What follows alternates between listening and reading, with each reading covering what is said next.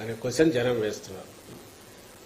అది జనం అడుగుతారని తెలిసి కూడా ఆయన మళ్లీ పైకి వచ్చి లాస్ట్ డిచ్ ఎఫర్ట్స్ కింద చేస్తున్నాడు. అందులో భాగంగానే తాను ఏ ద్రోహాలు చేశాడు, ఏ పాపాలు చేశాడు రాష్ట్రానికి, రాష్ట్ర ప్రజలకు, ఉమ్మడి రాష్ట్రంగా ఉన్నప్పుడు, తర్వాత డివైడ్ అయ్యాక ప్రజల అవకాశం ఇచ్చిన 14-19 మధ్య, అలాగే రాష్ట్రాన్ని ఎట్లా ముంచినాడు, మొత్తం at the cost of entire state తాను కొన్ని తరాలు తిన్నా తరగనంత దోచుకున్నాడు తాను కానీ తన కోటరి. ఇవన్నీ జగన్మోహన్ రెడ్డి గారికి ఆపాదించాలనేది ఈరోజు చూస్తున్నాడు. జనం గుర్తించినారని తెలిసినా సరే, జనం ఆల్రెడీ గుర్తించి రిజెక్ట్ చేశారని తెలిసినా సరే, తన ఒక తంపుడు దీంట్లో అంటూనే ఉన్నాడు. తన లక్షణాలన్నీ జగన్మోహన్ రెడ్డి గారికి ఆపాదించాలని చూస్తున్నాడు. అవి జనం లెక్కలేక వేసుకోవట్లేదు, రిజెక్ట్ చేశారు. అందుకే ఆయన సభలు ఎట్లా జరుగుతున్నాయో చూస్తున్నారు. కెమెరాలకు ఫిట్ అయ్యేట్టు, కెమెరా సరిగ్గా సరిపోయేటట్టు స్ట్రీట్స్లో. అలాగే జగన్మోహన్ రెడ్డి గారు కదిలితే జనం ఎట్లా నీరాజనం పడుతున్నారో అది కూడా మీరు చూస్తున్నారు.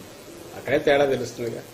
సీఎం క్యాంప్ కార్యాలయంలోకి ఒక కంటైనర్ వచ్చింది. ఆ కంటైనర్ లో ఏమవుతుంది ఇప్పుడు అడుగుతున్నారు, డబ్బులు ఉందా,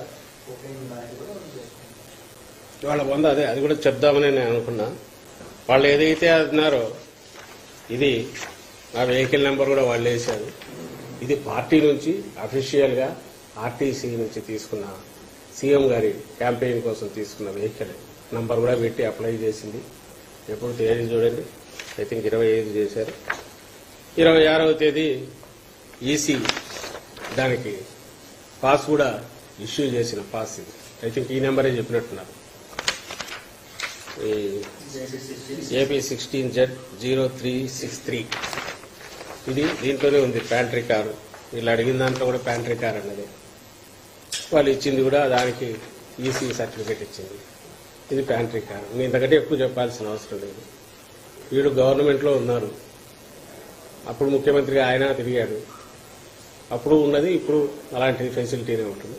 ముఖ్యమంత్రి పోతున్నప్పుడు పార్టీ తీసుకున్న ఫెసిలిటీ ఇది, పూర్తిగా దానికి అవసరమైతే పే చేసి తీసుకున్న ఫెసిలిటీ. ఇదే కాదు, దీని మీద ఐ థింక్ చంద్రబాబు నాయుడు కూడా ఇచ్చాడా లేక లోకేశ్వర్కే కన్ఫైన్ అయ్యాడా, ఆ ట్విట్టర్ ఎందుకు పెట్టాడో తెలియదు అని వీళ్ళ కోసమే ఉన్నట్టుంది. అది దాన్ని ఇంత దుర్వినియోగం ఎవరు చేసి ఉంటారు ఆ ప్లాట్ఫామ్, తండ్రి కొడుకులు చేసినంత. అసలు వెనక ముందు ఎద్దు ఈనిందంటే ఇమీడియట్ కట్టేయమన్నట్టు. అసలు ఎద్దు ఎంతుందా లేదా అనేది కూడా ఆలోచించాల్సిన అవసరం లేదని అనుకోవడం. దీంతో పాటు నిన్న ఇంకోటి కూడా వచ్చినట్టుంది. మా కాళహస్తిలో పార్టీ అధికారికంగా తీసుకున్న గోడౌన్లో సరుకు పెట్టుకొని, ఏది బిల్లులన్నీ పే చేసి తెచ్చి పెట్టుకున్న సరుకు అన్నీ చూస్తే దాని మీద కూడా ఏదో ఇది ఉందని చెప్పి యాగీ చేసి గొడవ చేసి అధికారులు చూసేంతవరకు లాక్కపోయారు. నా అనుమానం ఏదంటే మా పార్టీ ఆఫీసులో కూడా వస్తారేమో అని.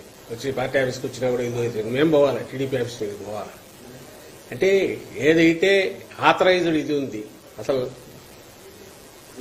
లీగల్గా నడుపుతున్నది, ఏదైతే ఆర్టీసీకి పెట్టి లీగల్గా తీసుకున్న వెహికల్, వీటి మీద ఇలాంటి వాటి మీద తప్పుడు కంప్లైంట్లు ఇచ్చి మీడియా ఉంది కదా అని చెప్పి దాంట్లో రచ్చ చేసి ఆ మరుసటి రోజు చేతులు దులుపుకొని దాని మీద మళ్ళీ అపాలజీ చెప్పరు, లేదా పొరపాటు అయింది అనరు, ఇంకో దాని మీద పోయి ఈ దివాళా కోరుతనం, దిగజారుడుతనం కూడా నేను దివాళా కోరుతనం అంటే ఎత్తిపోయారు. వాళ్ళకి ఏం లేదు, చెప్పడానికి ఏం లేదు. ఒక రాజకీయ పార్టీగా ఎన్నికలు 1-2 నెలల్లో ఉన్నప్పుడు మా అజెండా ఏంది, మేమేం చేయాలనుకుంటున్నాం అది చెప్పాలా, లేకుంటే అవతల పక్షం ప్రత్యర్థులు వాళ్ళు ఏది ఫెయిల్ అయ్యారో అది చెప్పాలా?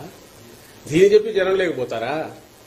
అసలు గేమ్ సబ్జెక్టే లేనట్టు లేదు నిజంగా. వాళ్ళ దగ్గర జనం దగ్గరికి పోయి ఏం చెప్పాలన్నా చీకొడతారు. ఎందుకంటే ఇంతకుముందు నువ్వేం చేశావని అడుగుతారు. జగన్మోహన్ రెడ్డి గారు ఎత్తి మరీ చూపుతున్నారు, ఇది మీరు మళ్ళీ వస్తారు 14-19 వీళ్ళు ఎట్లా మోసం చేశారు మీకు గుర్తుంది కదా అని. కాబట్టి అది మాట్లాడలేరు. ఇది ఇట్లాంటివి రోజు ఒకటి పద్ధతులు లేవని ఏమొస్తుందో తెలియదు. అంత చేస్తే ఈ ఆఫీస్ కూడా అలాంటిది అంటారు, ఇంకోటి ఏదో ఒకటి అంటారు. దానికి మేము ఎక్స్ప్లెనేషన్ ఇవ్వాలి, లేకపోతే ఈసీ దగ్గర మీద రచ్చ చేస్తారు, ఈనాడు ఆంధ్రజ్యోతిలో బ్యానర్ ఐటమ్ చేస్తారు.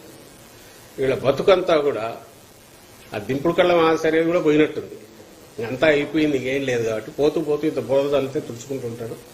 అట్లీస్ట్ మీడియా స్పేస్ దాంతో ఇది నిండితే జగన్మోహన్ రెడ్డి గారు కానీ వైఎస్ఆర్సీపీ వాళ్ళు కానీ చెప్పడానికి అంత స్పేస్ దొరకకుండా చేయాలనే కక్కుర్తో, లేదా ఎలాగో రాలేకపోతున్నామనే దీంతో లాస్ట్లో ఉండే వాళ్ళ ఏడుపు కడుపు మంటో ఇవన్నీ కలిసి ఇలాంటి వాటికి వస్తున్నట్టున్నాయి. దయచేసి ప్రజలు అర్థం చేసుకోవాల్సింది ఇది. మరి ఏది నెల రోజులు టైం ఉన్నప్పుడు ప్రజలకు ఏం చేస్తున్నామో చెప్పాలనా, లేదా ఇలాంటి వాటికి పోతారు ఎవరన్నా? నిజమైన ఉంటే చేయొచ్చు తప్పకుండా. కానీ ఓ పార్టీ అనుకుంటే ఏదో పవన్ కళ్యాణ్ అంటే ఆయన పార్టీ లేదు ఏమి లేదు ఏదో తెలియదు తప్పు కంప్లైంట్ ఇచ్చినా అంటే అనుకోవచ్చు. వీళ్ళు అధికారంలో ఉన్నారు, అంతకుముందు చూశారు. ఇప్పుడు పార్టీ రీజనల్ పార్టీగా 40 ఏళ్ళు 45 ఏళ్ళు ఉన్నారు. వీళ్లకు సంబంధించినంత వరకు ఒక క్లారిటీ అయితే ఉండాలి పెట్టే ముందు, లేదా అధ్యక్షుడో ఆయన ముఖ్యమైన వాళ్ళు ఈసీకి కంప్లైంట్ ఇచ్చే ముందు దీంట్లో కొంతన్నా సరుకుందామని చెప్పేదంటే జనం నవ్వుకుంటారా, లేకపోతే సీరియస్గా చూస్తారా అనుకోవాలి. తప్పుడు ఆరోపణలు చేసే ముందు అది ఉన్నట్లేదు, అంతా ఇంగితం అంతా పోయినట్టుంది. బీజేపీ నేతలు కోరటం వల్లే తాను మద్దతు ఇవ్వాల్సి వచ్చింది, లేకపోతే వారం రోజులు 10 రోజులు అక్కడే పడినాగా ఢిల్లీలో తిరుగుతున్నాడు, చక్కర్లు పడుతున్నాడు, అక్కడే తిరుగుతున్నాడు. అంతకుముందు పోయి ఒకసారి పోయి వచ్చాడు, మళ్ళీ పోయినారు, అక్కడే తిరిగారు దర్శనం కోసం. ఇవన్నీ దేనికోసం చేసినట్టు? అక్కడ పోయి అంత ఇదిగా వచ్చి ఈ రోజు వచ్చి భవిష్యత్తు తెలుగు రాదని అమిత్ షాకు మోడీకో తెలుగు అర్థం కాదులే.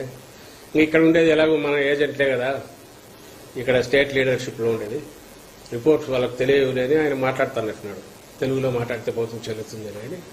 ప్రజలకు తెలుసు కదా, ఉత్తరాది వాళ్ళకో లేక మోడీకో అమిత్ షాకు తెలియాలి, రాష్ట్ర ప్రజలకు తెలుసుగా ఈయన ఎంత ఆత్రంగా వాళ్ళ చుట్టూ తిరిగాడు, కేసుల నుంచి బయటపడాలని, ఎలాగో వాళ్ళతో పొత్తు పెట్టుకోవాలని చెప్పి డెస్పరేట్గా తిరిగిన చంద్రబాబు కానీ, దానికి రాయబారం ఉన్నట్టున్న పవన్ కళ్యాణ్ కానీ, వీళ్ళు ఎంతగా ఇది చేశారో ప్రజలకు తెలియదా? అందరు చూస్తూనే ఉన్నారుగా. అయినా ఆయన నమ్మకం ఏంటంటే తను ఏదంటే తన మీడియాలో వస్తుంది, అది డిస్కషన్ అవుతుంది, జనం దానికి కొంత నమ్మకపోతారా అనేది ఆయన ఆశ. ఇంకా అది పోయినట్లే, ఎందుకంటే ఆయనకు తెలిసిన విద్య అదే కదా.